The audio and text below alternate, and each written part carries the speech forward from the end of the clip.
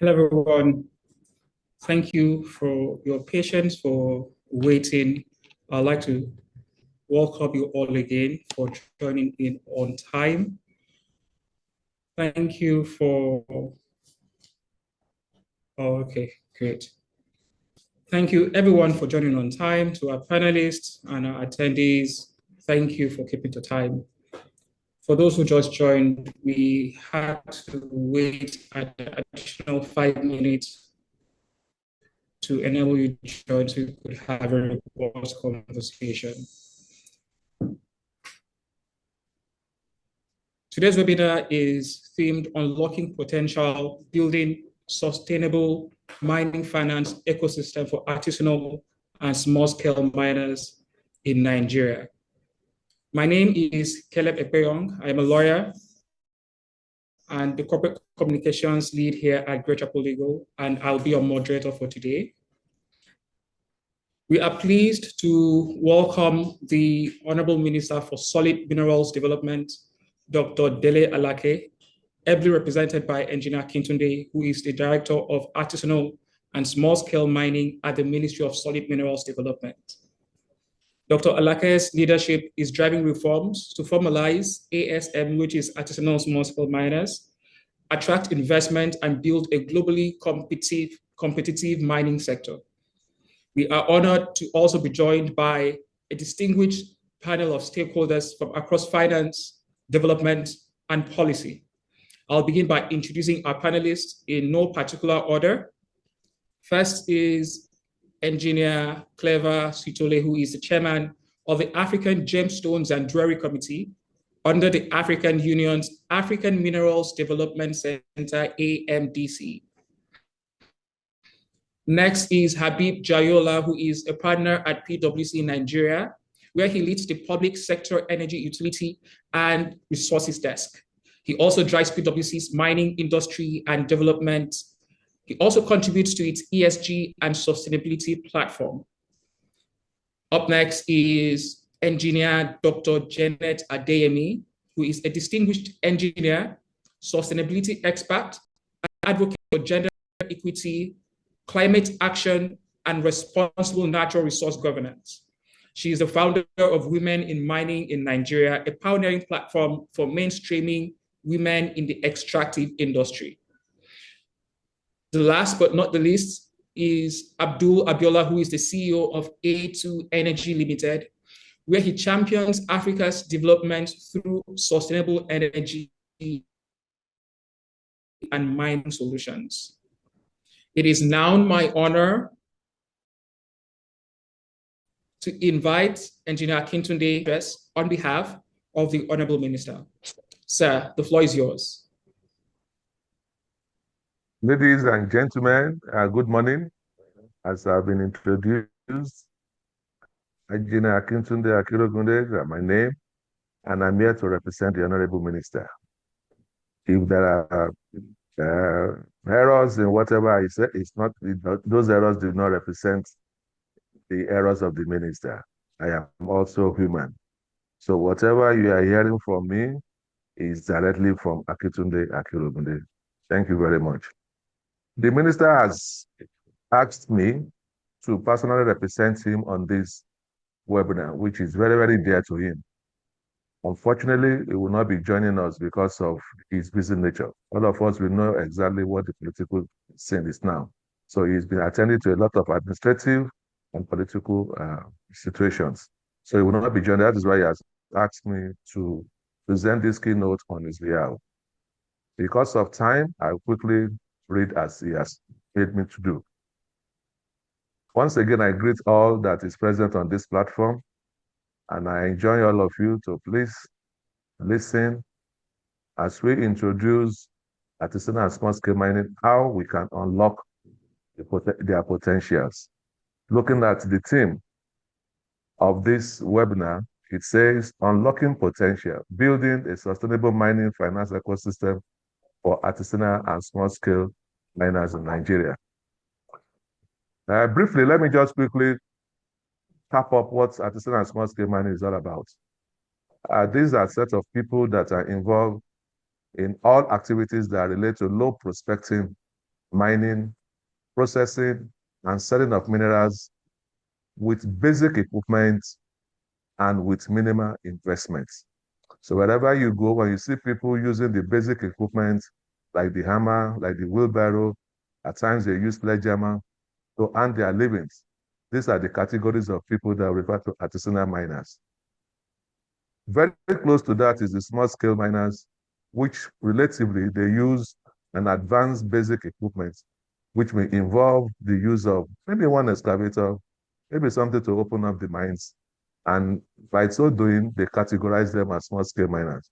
So this department within the Ministry of Sustainable Development, we deal with artisanal and small-scale mining at a very large scale. Thank you very much. So I quickly read what the minister asked me to do.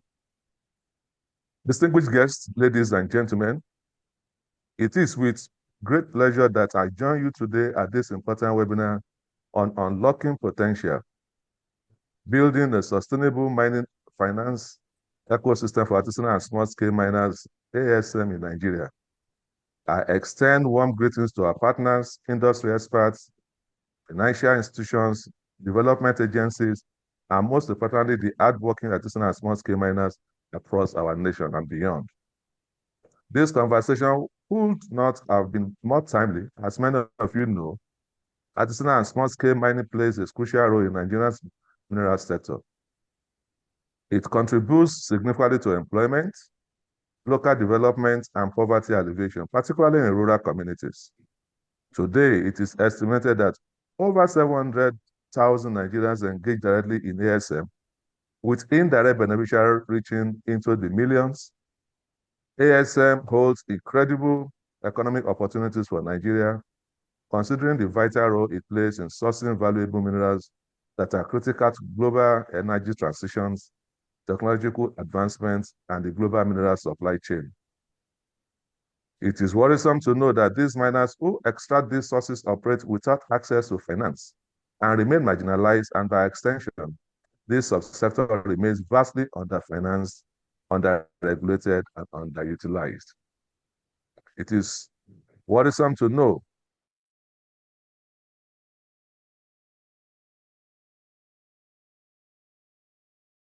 currently structured often excludes artisanal and small-scale miners due to a lack of formal structures, limited access to collateral, credit history, perceived high risk, insufficient technical capacity, and legal recognition.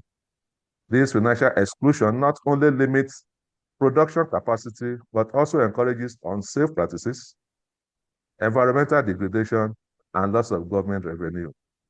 As a result, transnational banks and investors see them as too risky, leaving the miners to rely on exploitative middlemen or informal financiers who offer short-term gain for long-term vulnerability.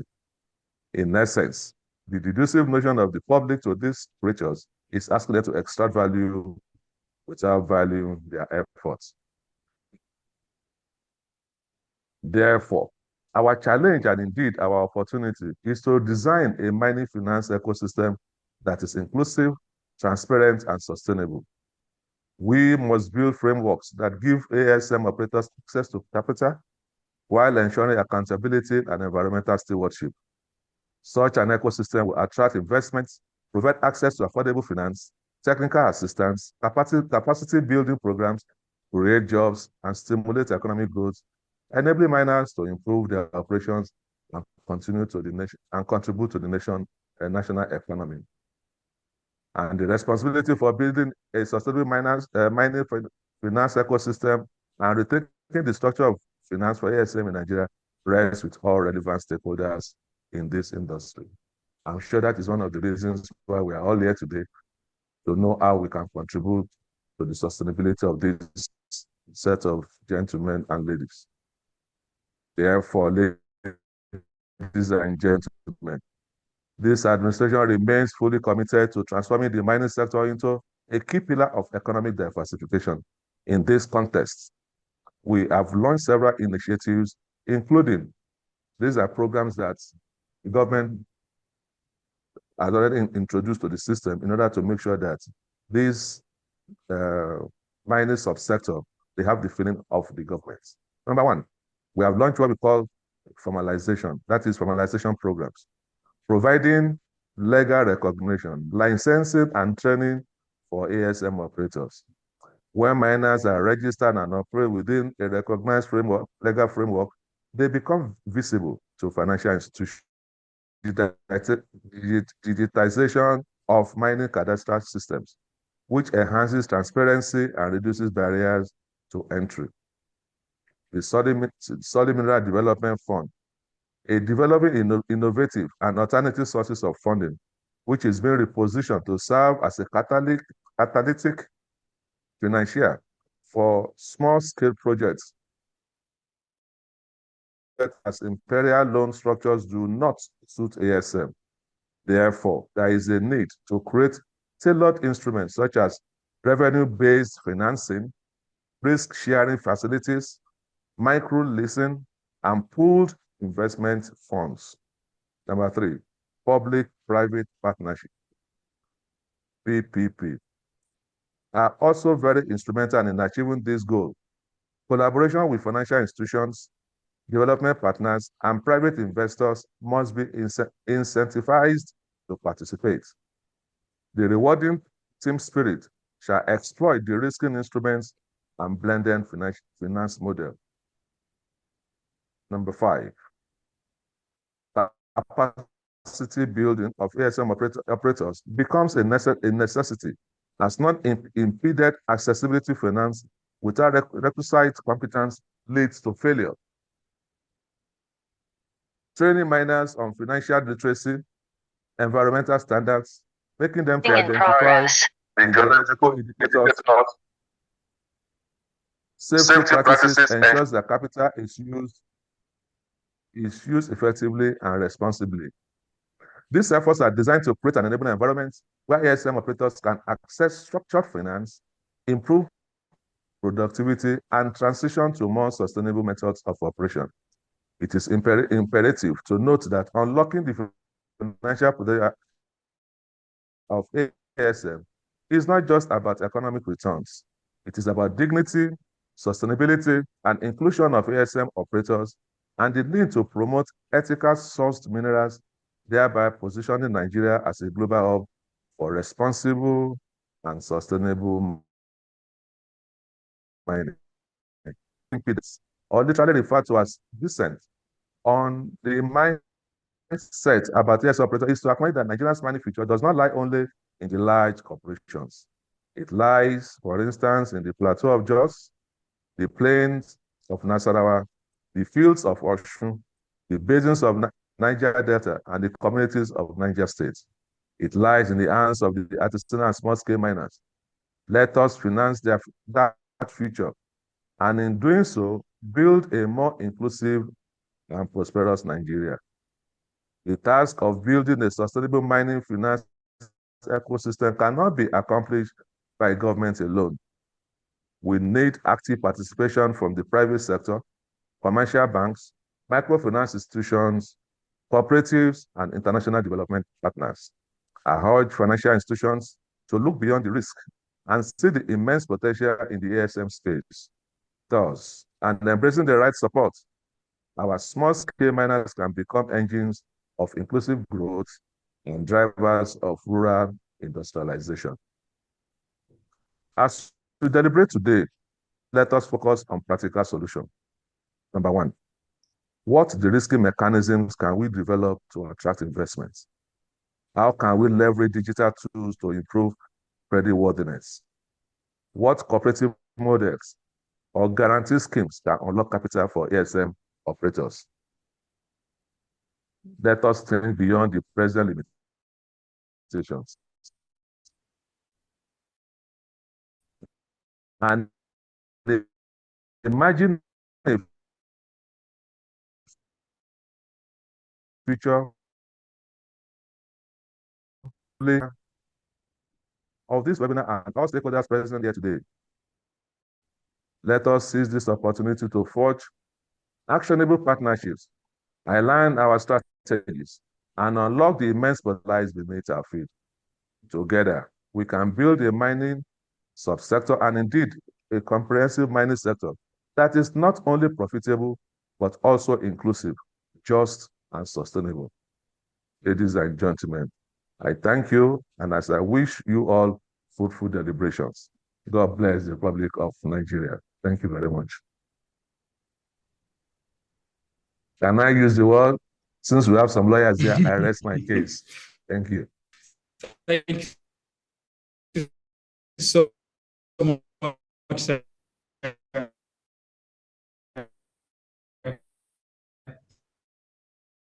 Thank you so much, sir. For us, primarily the ministry's responsibility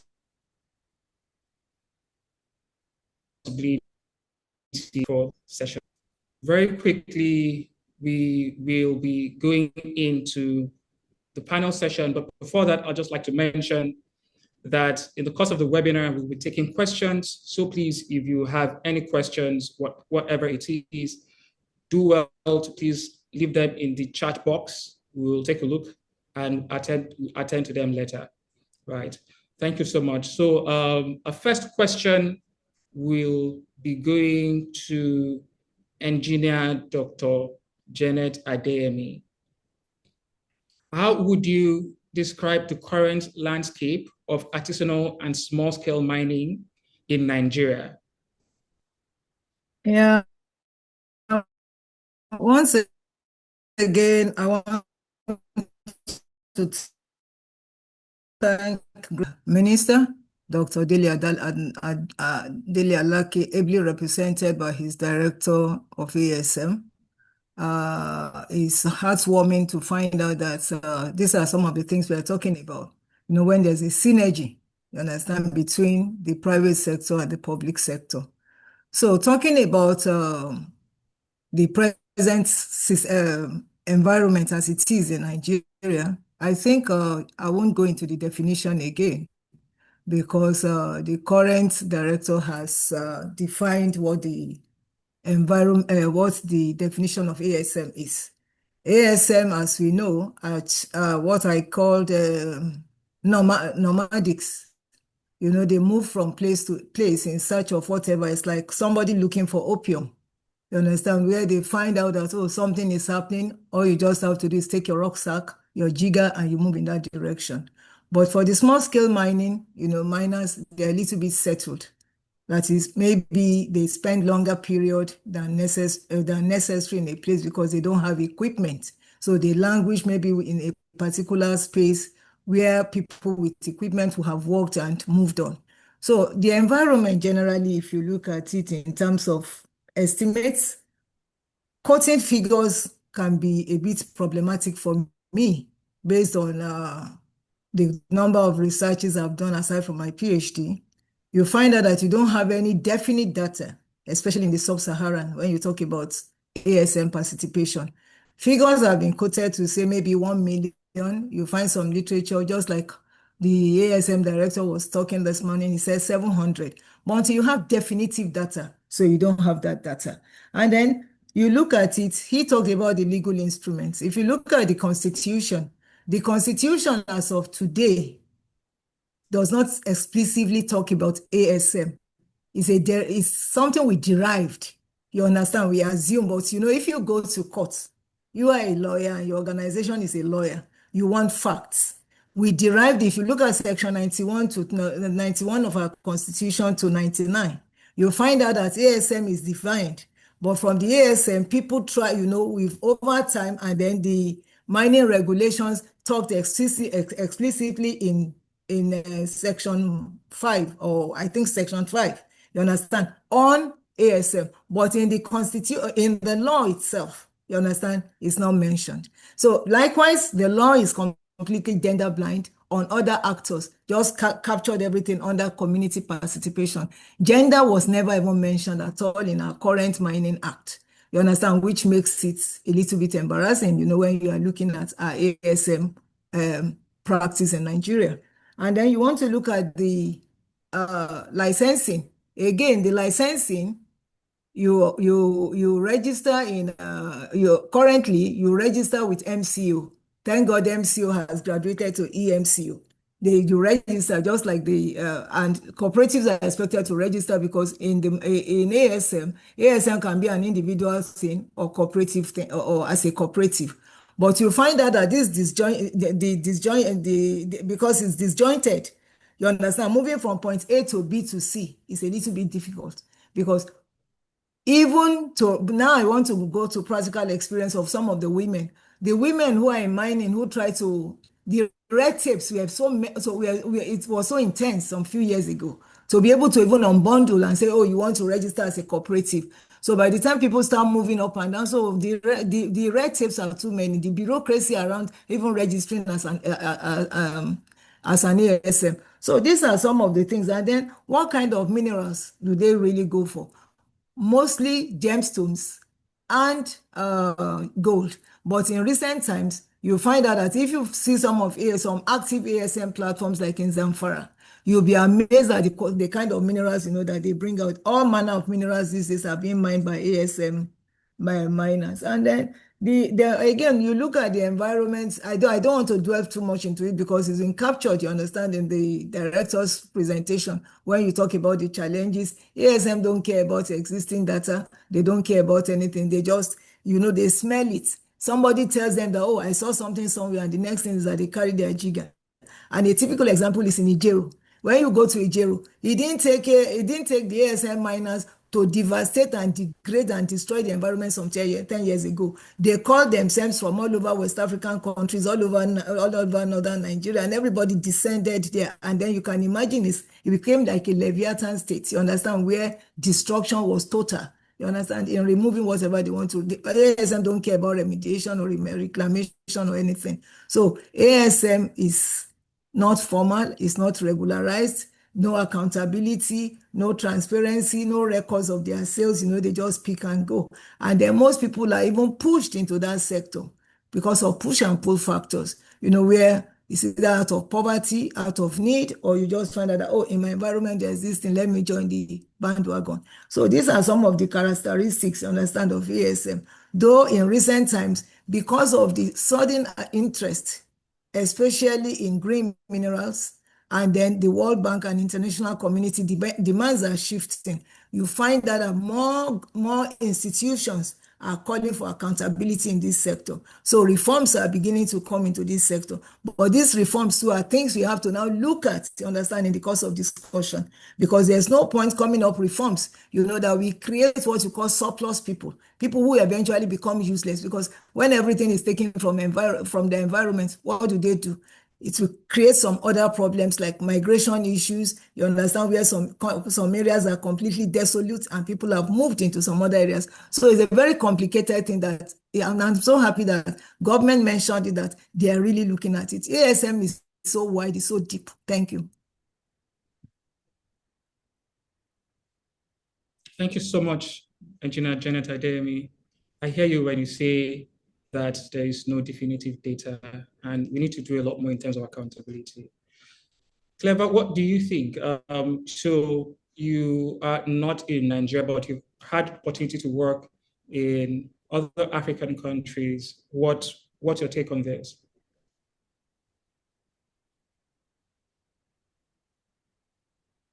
Clever? Can you hear me? Can you hear you now? Yes, please.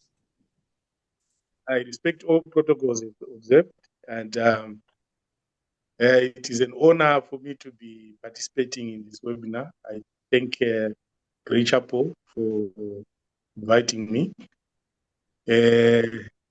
I'm here, I represent there is a branch of the African Union, which is called the AMDC, where we are working with the artisanal small-scale miners across Africa in terms of gemstones development, coming up with value addition initiatives, and also coming up with what we call the gemstones curriculum that is going to be implemented across Africa. So I was lucky or privileged to be coming to Nigeria at some point, and I had to interact with so many ASMs at a workshop there.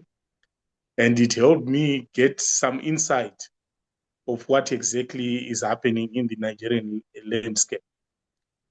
But what we have actually observed in Africa, I would want to say it's something that is of an inherent challenge, but that can be solved because we are now having so many solutions that we can structure ourselves as Africans. So mainly there are issues to do with the statutory recognition. I think in Nigeria, what is actually required is to be able to actually distinguish a clear distinction between large-scale miners and artisanal small-scale miners. Like what engineer doctor has just alluded to, it is very paramount that this distinction is actually clearly defined so that the ASMs can be in a position to access finance. And in other jurisdictions, one of the very innovative ways that they've actually come up with in Ghana, for example, in Uganda, they now have what we call zonal distribution hubs. These are actually going to be helping artisanal small-scale miners in terms of understanding their challenges within their zones, instead of having a situation where you have got a one-size-fits-all. In this case, you are going to have segmented systems that are going to particularly focus on those small-scale miners and their challenges that they are facing. And there are other issues as well that we can look at. In this case, now we can utilize the frameworks that are actually being prescribed by the AU. In this case, these are harmonized cross-border policy initiatives. And they can actually help in terms of licensing, in terms of issues to do with ESG, like what the minister said in his speech. These are the things that we can focus on. For now, this is my contribution, I think. Thank you so much. Thank you so much. I agree with you with respect to building legal frameworks. And I liked your example of what you said is happening in East Africa about making it regional so it can be streamlined. I'd like to pass the mic to Habeeb. What's your thought on this? Thank you so much, Caleb, and really appreciate Greychapel Legal for inviting TWC to participate at this webinar. I'd also like to recognize the presence of the Minister for Solid Minerals, Dr. Dele Alake, ably represented by the Director ESM. So I would not repeat what my other panelists have said. I think Engineer Janet Adeyemi really put very good landscape as to how the ASM atmosphere as it were is in Nigeria today. We need to actually recognize that in terms of the mining activity in Nigeria, they constitute the larger percentage, like Engineer Adeyemi did correctly say. Actual data to be able to give, very informative actual percentage may not be available, but as we discussed with several entities, different views are being given. But we cannot but emphasize the ability of ASM in Nigeria to actually provide jobs for Nigerians, which is another area where it's quite important that this webinar is quite apt in discussing how to unlock the potential of that side of the mining sector. It's also quite important to note that there is extensive middleman participation, which is one of those things that we have also identified, limiting the ability of ASMs to be able to leverage their hardened work. I would like to make some distinction between ASM and illegal mining. Generally in Nigeria, illegal mining goes through the various mining groups. So within ASMs, within junior miners, within the large scale miners, we have illegal miners across the bound. So what is illegal mining in Nigeria and across other mining communities is when someone is mining without the right approvals or legal allowances as required in the law within the jurisdiction where that miner operates. So, however, we have the legal side of the ASM, as the director did say, there is the artisanal and small-scale mining license, which is issued to ASM. So we need to then distinguish when we are talking about ASM, it's not really all illegal because there is a legal aspect, and the illegal aspect of ASM, generally we can speak to it, but I would like to also emphasize that illegality within the mining sector is not just in the ASM, it goes beyond ASM across other mining interests in Nigeria, across the world, as we would say it. I think the key area with this, which really brings ASM to the fore, is the ability for you to go granular and be able to touch the people more. So when we talk about GDP, when we talk about getting people out of poverty, ASM is able to do this more than the junior miners and more than the large-scale miners as well. So which is quite important that we focus the conversation on ASM. So generally in Nigeria, that's the landscape for ASM, requiring extensive formalization, as we all know it, based on what the government is doing, but some inclusion into private sector is seen as quite high risk for financiers to bring in funds based on that. However, the potential of that industry is enormous if we can solve the problems which have been identified, which I will not say now as the webinar proceeds, then we can discuss more around that. Thank you, Peter. Thank you so much, Habeeb. Thank you for mentioning the distinction between ASM and illegal mining, because we know it can be very broad, but thank you for just narrowing it down. The next question I'd like to pose is to Abdul, and that's why has access to finance remained such a stubborn barrier for ASM operators despite the sector's employment potential? Habeeb had mentioned how, it's a vital platform, an opportunity for people to get employment. So what do you think is Thank you, Caleb. Thank you, Greychapel. Thank you all the panelists and the minister. We need to initiate this conversation. Look, let's be honest. Raising finance for mining is like pulling the needle out of a haystack. You're telling somebody there is gold in the ground and you require some funding for it. It's not an easy task. Access to finance in the ASM sector is still stuck behind 3 doors: informality, as Engineer Dr. Janet has mentioned earlier, perception, and risk.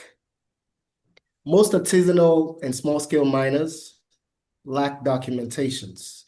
They lack data. Legal standing, and our Constitution, as mentioned earlier, does not prioritize it. Financial history, which is required by the traditional banks, and most financial systems are not designed to tolerate risk. Their risk level is very, very low. But the bigger issue is this, as I mentioned, they don't tolerate the risk. So we need to be innovative in developing new systems, both for artisanal, small scale, and the mining world in general. Mining is the bedrock of developments. We're moving into a technological phase now, whereas all our phones, AI, this Zoom that we are on, everything requires mineral resources. So how do we become innovative? And if we, as Nigerians and as Africans, do not develop solutions, we will be left behind. The ASM, they have a huge potential for economic development. As Engineer Kitune mentioned earlier, over 700,000 employment across the nation. That speaks volume. We understand that mining is highly volatile. The financial system, especially on the artisanal level, they are very unpredictable, too informal, and practically ultimately unbankable at this time. But the problem isn't the miners. It is the system that we have created to begin with. We need to build financial models that speak the language of artisanal and small-scale mining. That means adjusting for seasonal cash flow, investing in cooperatives, and providing guarantees or risk-sharing mechanisms that can support. Until we design these solutions that reflect the realities on the ground, we will keep missing out on, one of the most employment-rich sector in this country. Thank you. Thank you so much for your contribution. Three key things that you mentioned: the perception, the risk, and the informality. And again, just goes back to recognition. Habeeb, what are your thoughts? So, yes, I'm here. Can you hear me? Yes, please. Yes, please. So, Mr. Abiola really took that landscape pretty well. It's quite clear that perception from the high-risk nature of the ASM sector is one of those barriers in itself. But perception is also driven by possible information that feeds to the financiers, and you would also see the fact that several things add to that perception. The lack of clear regulatory environment, the discord between federal, state, and local government roles, even in the mining sector, with all of what you get in the news sometimes, where the federal government, state governments, even the local communities, sort of bicker around who has the role to monitor mining activities, possible multiple taxation on ground, because like I said, this ASM has the ability to actually touch the people. And what then happens is when there are several other things happening on ground, which touch the people, and several other regulatory framework that is quite informal, adding to all of those items, it increases that high risk perception for financiers. So these matters are not, separated. Several reforms that the government needs to do for the mining sector generally will also improve the perception index for ASM. And like Mr. Abiola did rightly say, financiers always want adequate returns on investment. If a financier is unable to see how he's going to get his money back, then he gets locked into a high risk venture, which most financing institutions in Nigeria don't actually have the appetite for. And even for those junior and large scale mining operations, the high risk is still there. And so by the time you filter it back to ASM, it's really much higher, because the middle, the junior miners and the large scale miners, the financiers will tell them you need to do some data work. I have to be able to see adequate environmental, social impact assessment, and all and all and all. And it's for me to be able to finance, and they tag that as high risk. Now you then go to ASM, like Engineer Dr. Adeyemi said, we scavenge, we don't have any data, we don't even know if we're going to get anything. For a financier to put funds into that, the risk factor is above bar. So it's clear why that barrier will exist. So hence the financing solutions would definitely have to be some very thought through solutions that would probably involve other stakeholders aside the financing institution for this to work. So I'll pause on that since we will be discussing that further. But that would be, why that access to finance has really faced such barriers. Thank you. Thank you so much for your contribution. Again, we're back to, just having that conversation about data not being readily available and how very informal the sector is. I will move on to Dr. Janet Adeyemi. So I have a question for you. What role do you believe inclusive finance can play in unlocking the true potential of Nigeria's ASM sector? Yeah, again, thank you. And to take off from where Habeeb and Abdul stopped, one thing that is very key, since the conversation is mostly around ASM, you find out that in addition to the thought process earlier mentioned, you find out that our regular policy somersaulting is a major problem. An environment that is plagued with risk, and then you now bring in governmental risk. You understand, where government wants to control everything. Today it is this policy, tomorrow it is that policy. Constant, nobody will invest in such an environment. Even some of us who are actors, who are advocates in that sector, you are afraid, to put anything, because the volatility of prices in the world itself is a problem. Today it could be gold that is trending, and then tomorrow you come into something. So that's by the way. Then looking at the inclusive ASM finance ecosystem, you find out that responsible investment is key.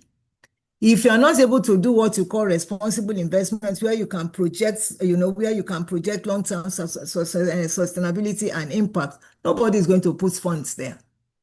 And you look at the new regulations, you understand, created by the British critical mineral security policy. You will find out that everything is tied to responsibility, responsible mining, tracking, and sourcing. And as a result, that's even ultimately excluded even most large-scale miners in Nigeria, not to talk of ASM, just like Habeeb. So when you do a graduate scale, you see where ASM is at the bottom of some of these things. Then financial inclusion, through tailored services is equally very important. Technical assistance, you need to provide technical assistance for you to have inclusive financial ecosystem, because when people don't even have educational knowledge of what they are doing, some people mine, and I'll give you a story, because we are women and we encounter a lot of this. One of the guys took women to her farm in Gombe, you understand, and they were cultivating, and this woman stumbled into sapphire, and he brought it. She didn't even know the value of what it is.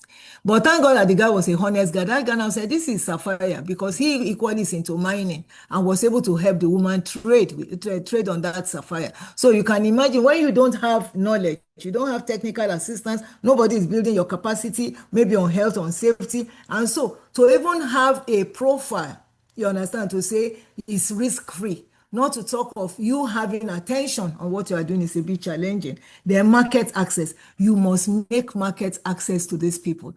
You find out that most of our miners, and I challenge you, if you have opportunity and you are on Zamfara platform, every time I marvel, I was pushed to Virtue Gem.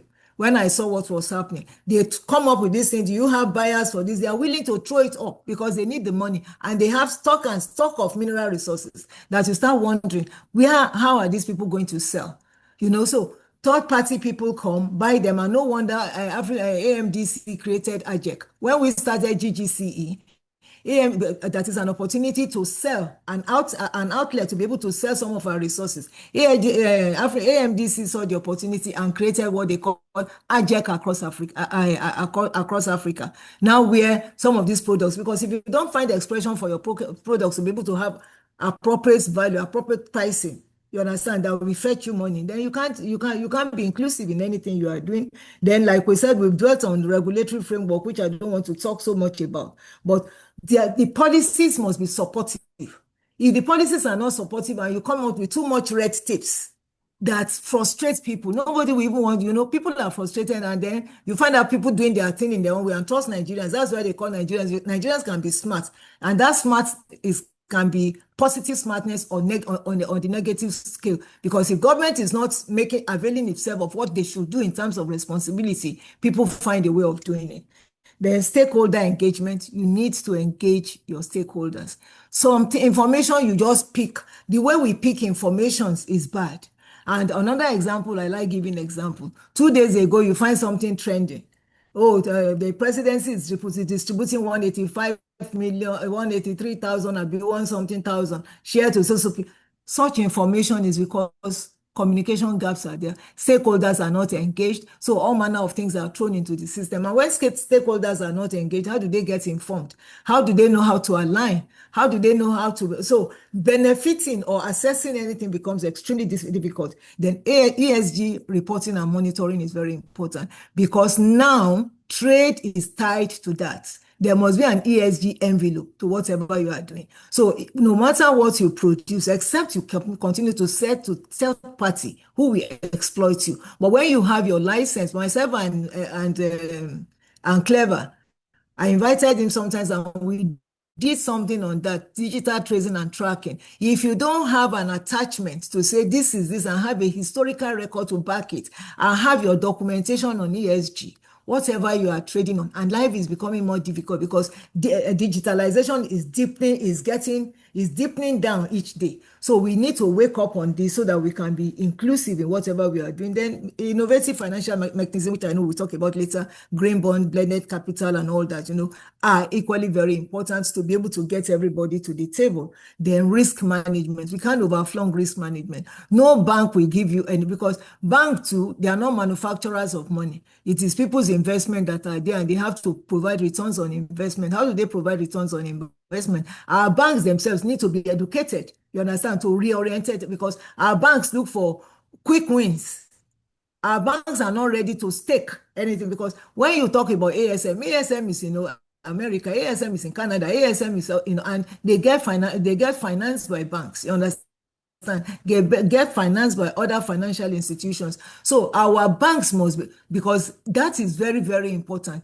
Remember, we kept under Fayemi, 2.5 billion naira was celebrated. I was one of those carrying that envelope that day, and we were jumping up and down. And I will give you an example that one of our women was into pulverization in Auchi. We submitted documents to assess loan. There's nothing we did not do. I carried the director of CBN. We went to the then minister, architect Olamilekan, when BOI will just refuse us to say even the very expensive property the woman had in Auchi, they said because the property was in Auchi and not in Benin, so she cannot access a loan of 10 million to expand her pulverization plant. So you see, these are some of the problems we need to look at. And then when you talk about risk management, in risk management, you have to equally factor in environmental degradation, factor in child labor. These are things the international community frown out. And finally, you need to think of partnership and collaboration. I like what AMDC, what AU is trying to do through AMDC. The borders are breaking off. So many partnership mechanisms are coming up in Africa, you understand? And if we all concretize and form that is, remove all the borders, because all the problems are common. We in our women, that's Association of Women in Africa, formalized by African Union, you understand, into that singular body, have seen that our problems are the same. So it will have little cultural connotations, you understand? But the main problem when you remove the nuclei are all the same. So if we look at this issue and come up with a common front, you find out that inclusivity in the financial ecosystem becomes easy. And then exploitation by third parties, you understand, become minimized. Because most of the time you find that our products go to Thailand. When we go to conferences, you see that most of the products, Thailand claims that they are the largest tin producer. Where is the tin coming from? The majority is coming from Nigeria. You understand? So until we now form this unified front, you'll find that getting included, you understand, in the financial system, because when you don't make money, when you don't do anything, how can you have access to funding? How can you have access to recognition? So these are things that I think is key that we have to look up to. But I know that as we move on, when we talk about the financial models, you understand, we can talk further on that. Thank you. Thank you so much, Engineer Dr. Janet Adeyemi. You reminded me of one of the things that the minister said the ministry is doing, which is the informal training or the technical training, rather, but thank you so much for your contributions. Very quickly, Abdul, what are your thoughts before we move on to talking about the example of innovative financing models that we can use? Thank you, Caleb. Dr. Janet touched on a lot of important aspects. Right now, most artisanal miners, and frankly, many Nigerians are stuck in survival mode. They are not operating businesses. They are just looking for a way to survive, mostly, just a way to try and make it through the day. So we need to understand that. And we lack data, we lack formality, policies. We have a lot of challenges that we have to take a look at first. That's where inclusive finance becomes transformative for us. It's not just about giving loans. She mentioned education. We mentioned ESG, land degradation. It goes far beyond it. It's actually really about restoring dignity. When we provide access to things such as lease-to-own equipment, before you can even get into that, there is so much work that we need to start from. We're looking at, they need working capitals, cooperative-based credits. We can empower miners to operate as entrepreneurs rather than just surviving, not just as just laborers. Right now, most artisanals and small-scale miners are predominantly just laborers. So we need to understand that aspect as well. If we can accomplish new reforms, this will shift entire communities. It's going to boost production. I love Thailand, the largest tin producer. That's another topic, but we know where it's coming from. We need to boost production. We need to promote responsible mining practices, lay foundation for long-term sustainability. We all agree that finance is the fuel, but let's be clear, inclusion will be the fire that actually ignites the progress. And for the ASM sector, the fire will not just light up the pits and the pans, but it's going to light up the futures and their families. So it's a completely, I personally don't believe we have even started with our mining sector. And I'll just diverge right quick. In Nigeria, we have over 15 lithium processing plants. None of them are indigenous. For me, that's actually a national security threat. But we have to keep this conversation going, and we have to find ways to develop. So we have a major challenge. And for every challenge, there is a solution. So we have to be innovative on developing solutions for this sector. Thank you. Thank you. The next question I'll ask would be for Clever. Could you share examples of innovative financing models or blended finance structures that have worked in, say, similar economies from your experience? Thank you. From experience, can you hear me? It is quite concerning that I'm hearing that Nigeria has got 15 mining concessions which are actually being controlled, foreign controlled. That's a very big concern, and I think it's high time that the government looks into that, because as we progress into the green minerals and critical minerals, this actually becomes a security concern. like what Abdul has just highlighted there. But going on to the question that you asked me about blended finance, about financing models that we can actually incorporate in our ASM systems. One of them I would look as a solution to that. We look at what we call blended financing platform.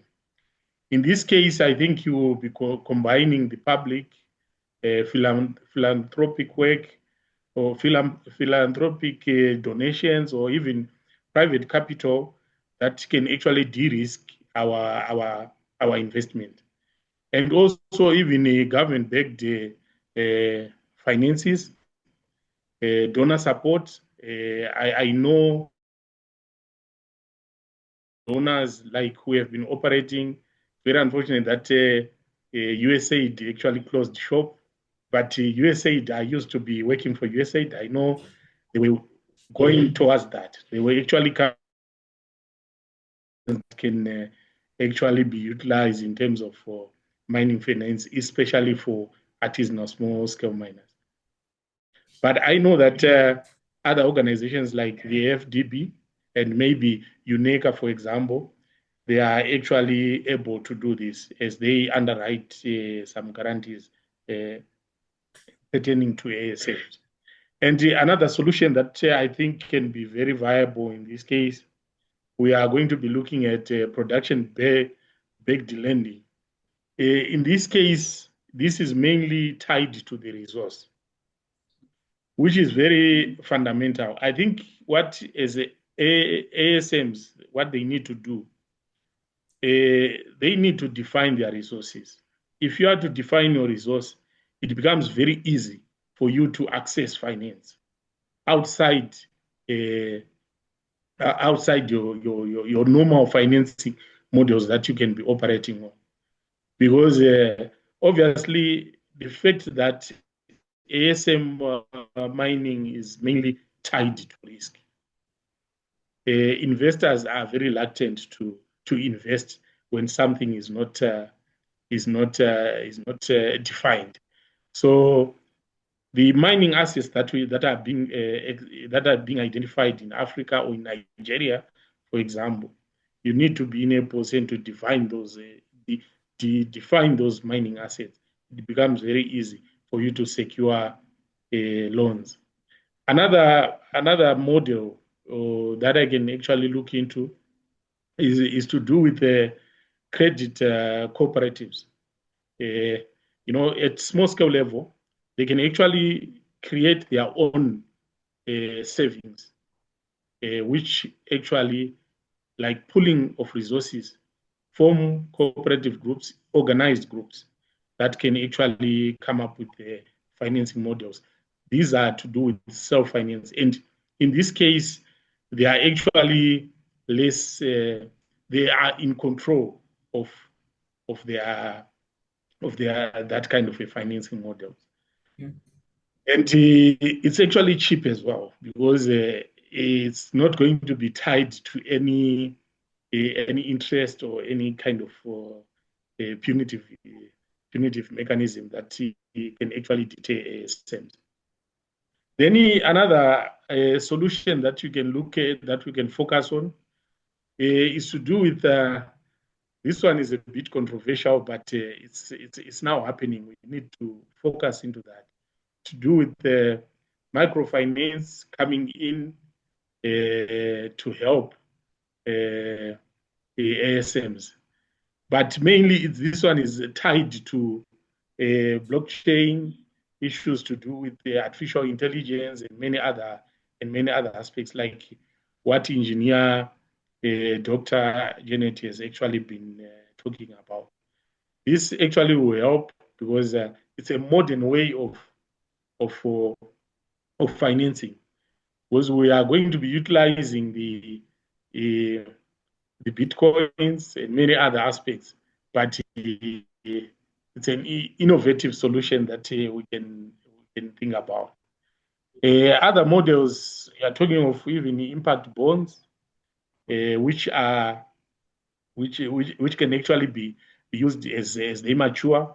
But mainly, these ones are to do with the compliance. Compliance, I cannot overemphasize this. Responsible sourcing is actually required as we lastly, I would look at asset-based financing models, which reduces upfront costs for machinery acquisition, builds traceability from equipment provider to mineral sales, potential for bundled services, training and maintenance, and compliance. Thank you very much. Thank you about defining the resources. Habeeb, do you have any contribution? Do you have anything to contribute to this? Yes, absolutely. Like I said earlier, the structure of ASM financing needs to be quite different from the conventional finance. And I think Clever did mention a couple of examples. But luckily, we have some examples that are sort of running, if not in the mining sector, but in other sectors, maybe not directed as ASM per se, but also directed towards de-risking, the sector.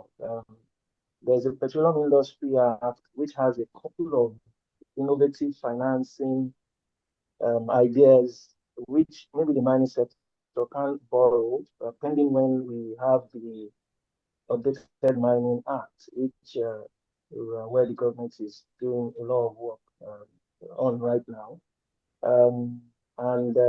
Like the blended finance we talked about earlier, one of the examples is this the midstream downstream gas infrastructure fund, which typically has inputs between government and private sector into coming into an equity partnership in quotes. But what government then helps to do is to sort of, warehouse a potential project to see it to fruition, manage the high risk, and as soon as the project is moving successfully, government divests so that the fund is available to lock it into another project. So over time, that sector is then risked. So this model can also be brought into this sector, but that it may not be as fast as you expect. Like we said, artisanal miners are almost daily for resource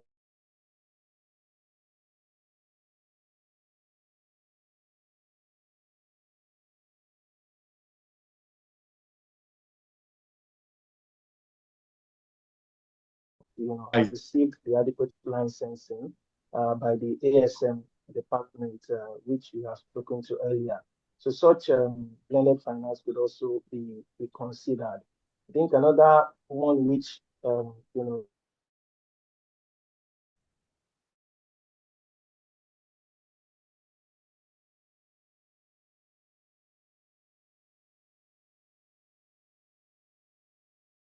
globally, and Nigeria also keying into that ESG initiative. And many companies having ESG objectives, and that ESG objective will not necessarily be tied to what you do for yourself, but what you do for your environment. And the environment then includes the stakeholders like the ASM. So you could have and if you look at ESG, the environment and social elements, really I'm talking about, because that in itself then becomes how you see, so more or less like impact funding. So when you put in funds and your objective is what's the impact, now that impact then supports the growth of indigenous artisanal miners on ground. So that can also be, defined as impact. So where you put training, it's defined as impact. Where you support towards reduction in environmental degradation results in impact, where you even do some form of partnership with artisanal miners, some form of mentorship with artisanal miners, medium mining companies now, and you see that as an objective for your ESG, push, then you are encouraged to do so as a corporate, focus, not necessarily something that doesn't yield benefit for you. So you're tying it to your purpose to drive impact. And in some instances, we have things like road tax incentive scheme, which government has looked into to say, okay, your taxes, you could plug it into driving some road development, we get you tax incentives from it. So you could see a financial benefit from putting that impact on ground as well. So it could also be possible that while we're looking at the mining sector, this sort of structure is brought into the junior and large scale miners and being able to maybe get tax incentives for the impact they're able to drive. And this then, gives that further corporate drive towards growing the artisanal mining sector in itself. So these are initiatives that could work in our environment, because by the time we look at the disparity of different challenges across the world, some financing mechanisms may not necessarily work in Nigeria. And if you really look at some of them really are happening already. If you look at many of them, and you could even at the example Dr. Engineer Adeyemi mentioned earlier, is a structure which is ongoing, but there are challenges with people unlocking the sector. So there may be some peculiarities on ground in Nigeria, but some of these innovative schemes will also help. So I don't want to repeat other things Clever has said, which I also agree to. Thanks, Clever. Thank you so much for your contributions. I mean, we have been talking, so in the course of the webinar, we mentioned the need for structure, some frameworks. My next question would be to Abdul. How can we balance formalization and regulation with the realities of small-scale miners, many of whom are very wary of government oversight? Excellent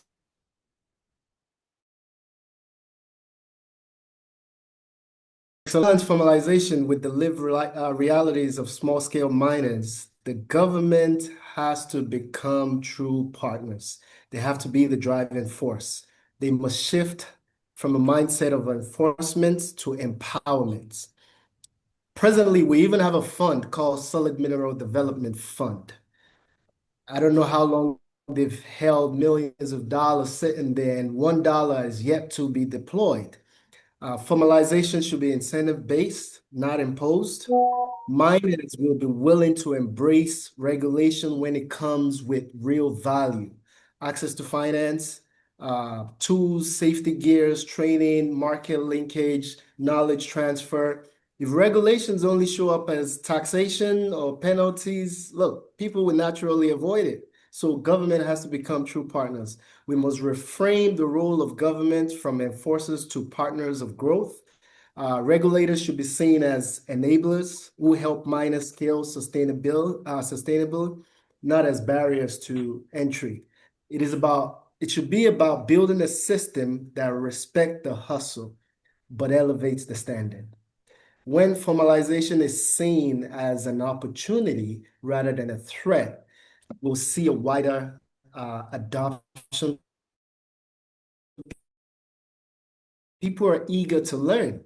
When we mention ESG, look, for me, one of the major challenges we have here is knowledge transfers. I guarantee most artisanal and small-scale miners are not sitting there reading books. They're not gathering knowledge. How do you want them to understand ESG? So we have to become, and for me, formalization depends on the government, the policymakers. We have to create a safer industry, safer. We have to show them the safer practices. We have to build a stronger sector, but it comes from the top.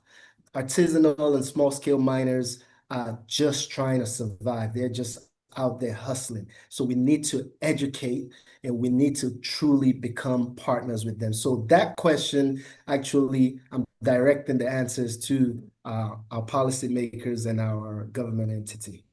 Thank you. Thank you so much. just reminded me of what the minister said, that it's a collective, it's a partnership, but each stakeholder have their role to play. And like you rightly mentioned, this all starts with the government, who are the regulators, they're at the top. Dr. Janet Adeyemi, do you mind contributing to this? I think just like you have said, to balance formalities and realities is very, very key. You captured it so well.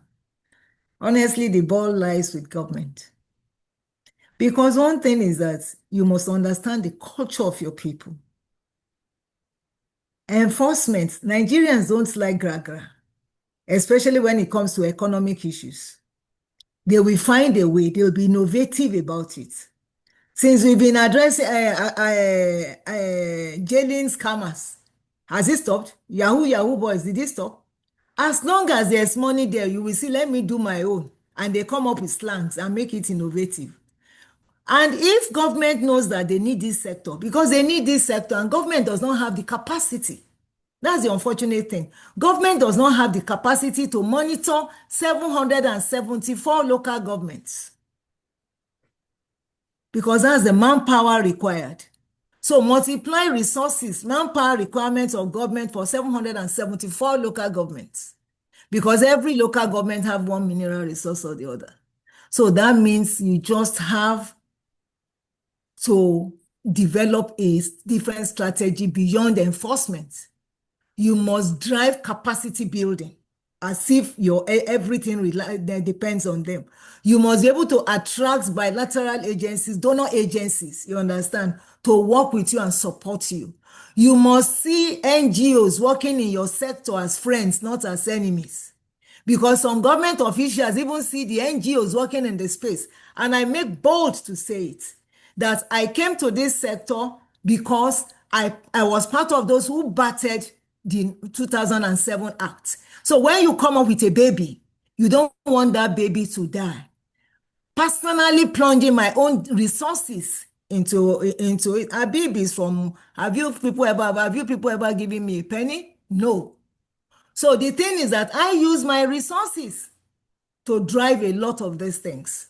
But even at that, you find government officials, you understand, thinking you are challenging, whereas not knowing that you need to work together, because the IGF you look at, the other big donor agencies you look at that you run to in Geneva to do conferences are what? They are NGOs.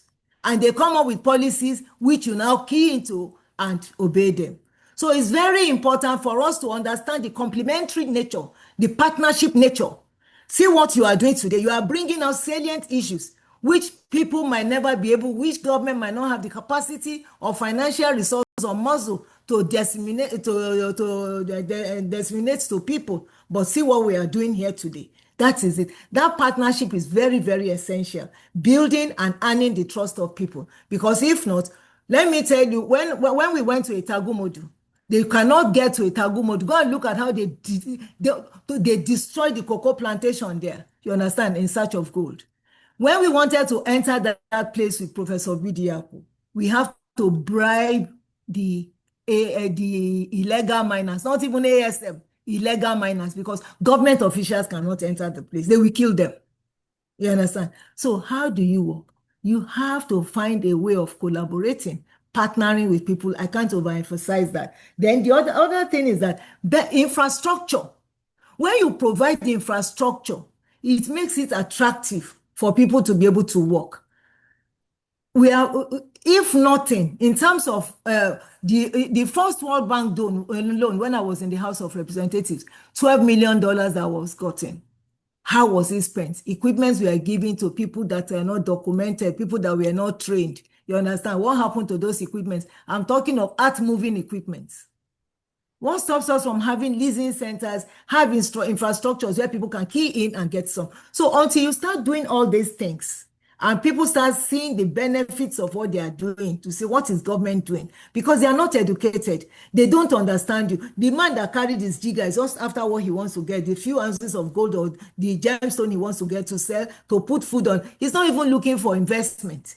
He's not bothered. It's you who is now packaging investment. He's packaging daily survival, stomach infrastructure to address the stomach. You understand? But what is government doing to now put physical infrastructure to be able to assess, you understand, revenues and royalties from these people? So those are the balancing I think we need to do. And then he has said it all. Make it simplified. Do translation. You understand? Talk in local languages. When we were in Nasarawa State, we were so successful with our SGBV project because why? The Emir said, do everything in Hausa language. You understand? So communication is very key. We are addressing ourselves. We are not addressing the people affected. They are the majority. So these are some of the things I believe we have to equally inculcate into the system and make sure we work together. Partnership, communication, provision of infrastructure, to me, are very genuine, you understand, to the discussion on ground. Thank you. Thank you so much for your contribution. And I love the fact that you both mentioned the importance of education, just literally just passing on knowledge. The next question I probably want to ask is to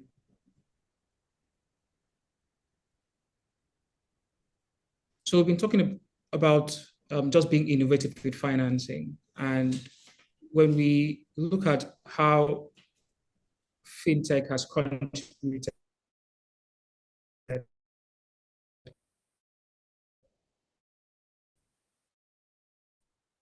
technology generally has gotten various industries being impacted by fintech.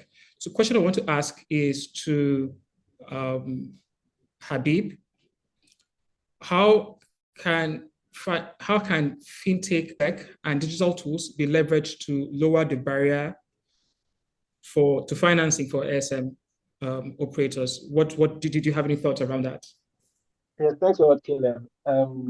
So when we look at fintech, I think we can't run away from the fact that every sector needs to consider fintech, AI, and other tools that is now, quite prevalent, and how it helps to put some impact in this conversation. If you look at the 7 agenda points of the current administration, there is a clear indication of the use of fintech as well to be able to drive the mining sector. And one of the initiatives which the current Minister for Solid Mineral Development did mention is about using artificial intelligence to track mining activities within the country. So, that in itself helps to identify so many things. Number one, you can have the location of mining sites. You can be able to identify activities going on ground without actually being there in person. You can also be able to see what other work the government has done that actually would de-risk those mining leases already. So you have initiatives like NIMEP Phase 1, which has been done in terms of the mineral exploration. Now, this mineral exploration has gone so wide that some of the cadastral units that the exploration has happened on are some ASM licensed units. So hence, this will definitely aid to de-risk that particular part of ASM. But are the ASM on ground aware of this? Are they aware of the fact that some data work has already been done? Those would have come to a next level, which then becomes attractive to financing. So fintech can actually change the game, because by the time we're able to solve the problem of insecurity, Engineer Dr. Adeyemi mentioned that very clearly, and that's the reality of what happens on ground. The security situation and all. Ability to be able to monitor this will help to also reduce the security situation and be able to know what activity is happening on ground. So if fintech can be used to reduce that insecurity challenges, identify cadastral units that already have the data and also know what sort of data activity or mining activity is happening already on ground, then financiers are more encouraged because there is more information and data around what their investment could drive. This will also maybe private sector, other fintech companies being able to understand the sector and coming up with innovative solutions, because we can't just leave everything to government.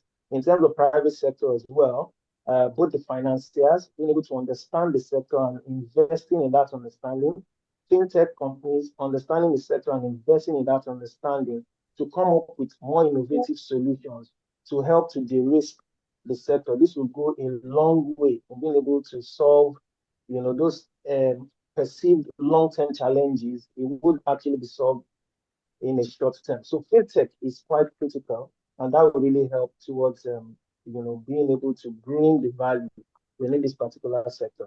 Thanks, Glenn. Thank you so much. Thank you so much, everyone, for your contributions. They've been very insightful. We have some questions, and I would like to address at least one. There's one that I would like to address to the minister. Sir, if you can still hear us. So this question is from a gentleman called Shomulu, and it says, are there plans to ensure that the processing of financing leases and licenses are done seamlessly online from start to receipt of certificates?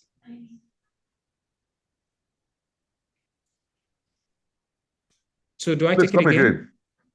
Yes, please. Are there plans to ensure that processing of mining leases and licenses are done seamlessly online from start to receipt of certificates? Yes, but not for ASM. This is with respect to exploration leases, mining leases, small scale mining leases, and other ones. But for ASM, it's just social license to operate. The SLO is what the ministry offers through the Department of Artisanal and Small-Scale Mining. And we nurture these people once we group them into cooperatives to the small scale, then to the large scale. That is the work of the department. So a seamless exercise, when you apply to the MCO on their website, filing your application after you have performed the due process of getting the so-called consent, and then you now do all necessary as required by law, including even the payment through the TSA. So there is a seamless processing on the website of the agency that has been given their power to do on behalf of the government, which is Mines Cadastral Office. Thank you. Thank you so much. I am looking at a time and I'm thinking maybe we should just give one final. Thank you so much, sir, for your response to that. But to our panelists, can we in 30 seconds say a final word? And to all of our attendees who've sent in questions, I would like to say that we would attempt to answer your question and share them on our platform, so you can always check back on our platform. So if you're not following us on LinkedIn or on any of our social media platforms, this is an opportunity for you to do that, because we will look at your questions and attempt to give an answer to them and share them publicly. But to our panelists, please, final words in, say, 30 seconds. I'll start with Clever.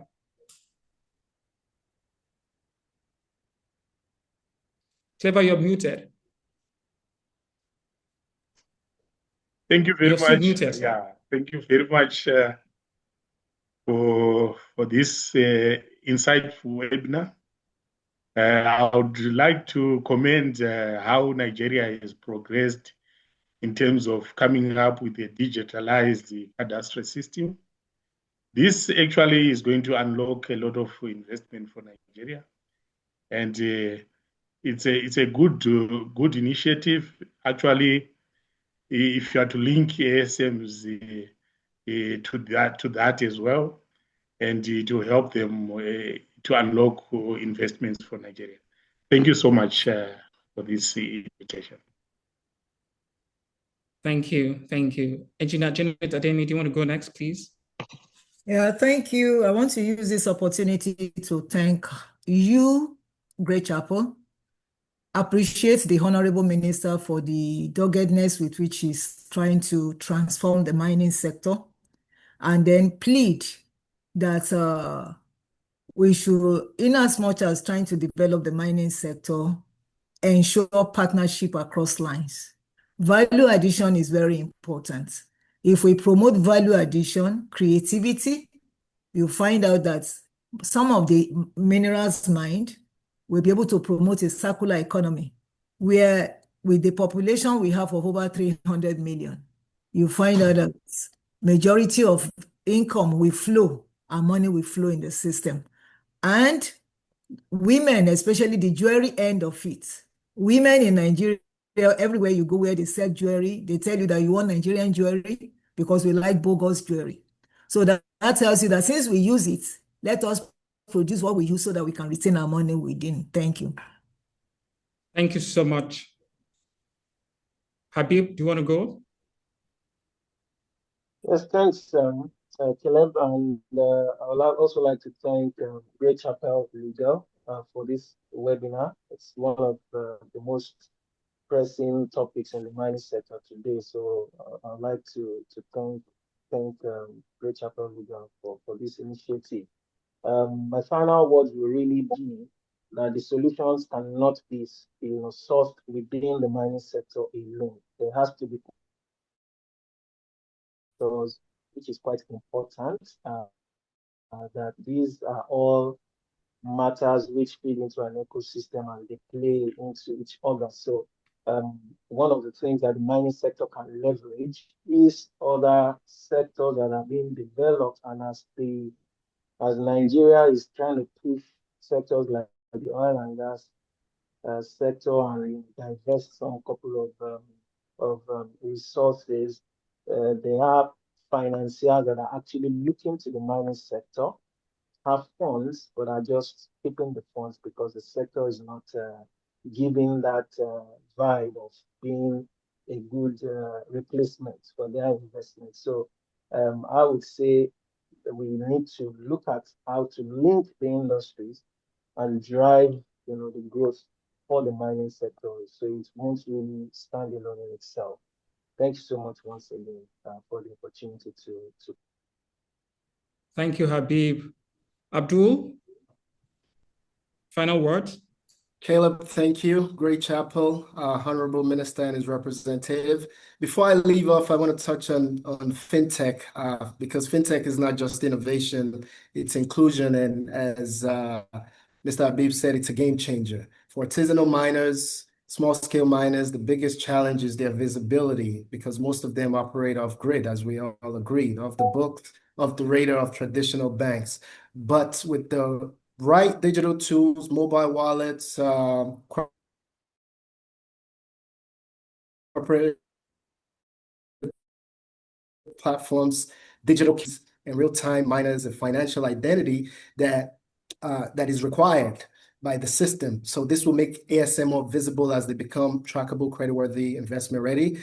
It's the same revolution we saw in mobile money, because in mobile money, you can see that in the rurals, it works wonders, right?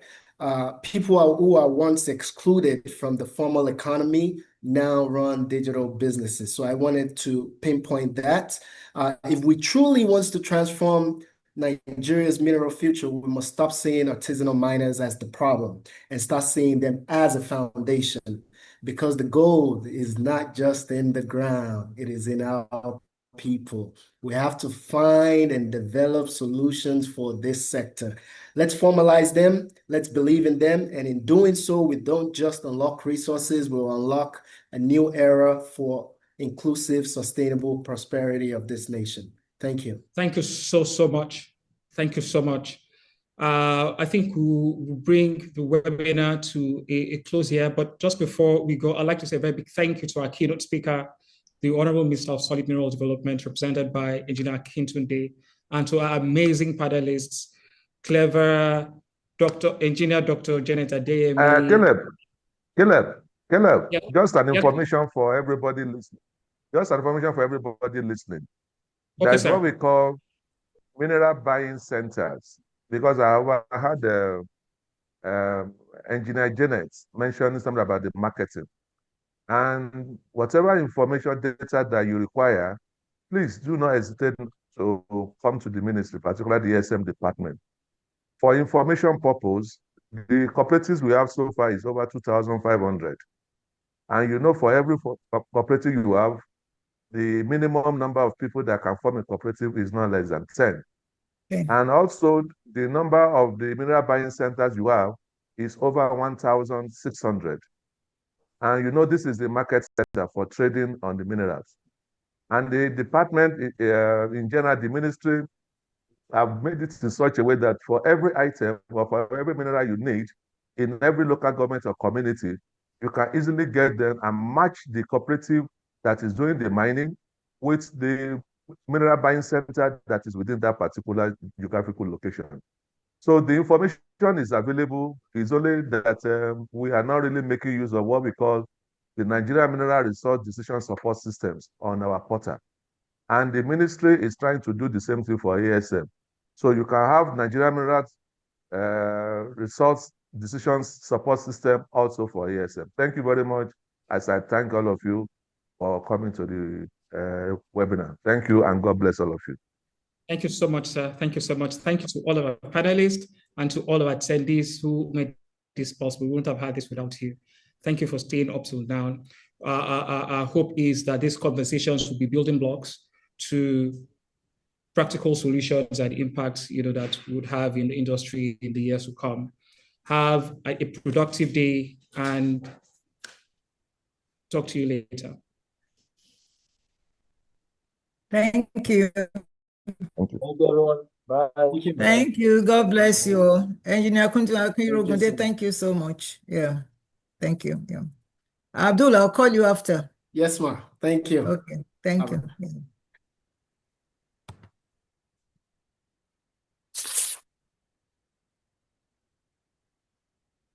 Caleb, thank you. I know you must have stressed yourself putting up a session. It's not easy. I wish you all the best, but it was a good one. Yeah. Okay. Thank you, everyone. Thank you. Thank you. Yeah.